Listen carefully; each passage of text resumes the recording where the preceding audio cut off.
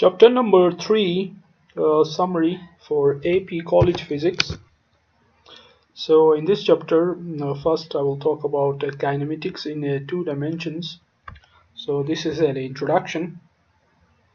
So in order to discuss kinematics in 2 dimensions, we will follow up the summary of this chapter. So the first point, the summary of this chapter says, if we have the shortest distance between 2 paths on a straight line, then this usually we discussed in one dimension. In 2 dimension, the path can be represented by a vector.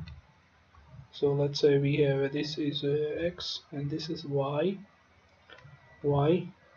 Then I can represent in 2 dimension the straight path between these 2 points. Let me call it this O and this is A, by a vector. A physical quantity that I can represent it by a magnitude and a direction. So then we have 2 components of the vector here. Here we have x component. So this is x and this is y. The horizontal and vertical components, this is horizontal and this is vertical, they are independent of one another, and the motion in x does not affect the motion in y. So they are completely independent. We can add such vectors and subtract the vectors. So vectors, we know already, we can represent it by a bold letter or an arrow on the top of the letter. We can graphically add these vectors. So let's say I have a vector here that goes in this direction and another vector that goes in this direction, that's A, here we B, and I can add these vectors by the tail of the first vector to the head of the second vector, and this I will call it R. So this is resultant vector. So my resultant vector is simply A plus B.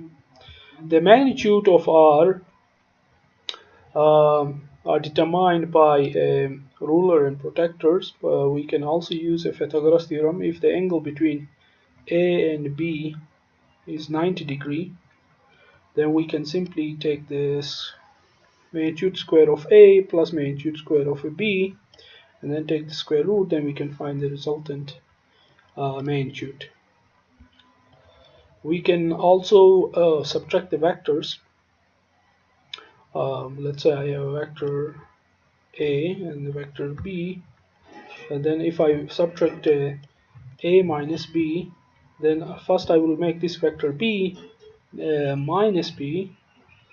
In order to do that, I will multiply with a negative number and then it changes the direction. So if I add this, then if the magnitude are same, the resultant will be 0 here.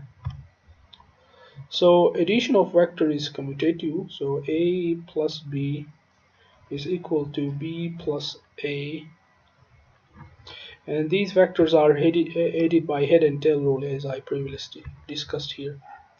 When we multiply 2 vectors, we multiply in 2 ways. The one is a dot product and another one is cross product, which I will not discuss here.